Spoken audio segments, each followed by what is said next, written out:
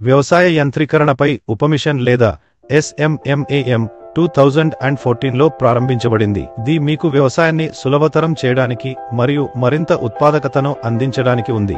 ఆధునిక యంత్రాలను ఉపయోగించడం ద్వారా మీరు సమయాన్ని ఆదా చేయవచ్చు, మరింత సమర్థవంతంగా పని చేయవచ్చు మరియు చేతిపనికి అవసరాన్ని తగ్గించవచ్చు.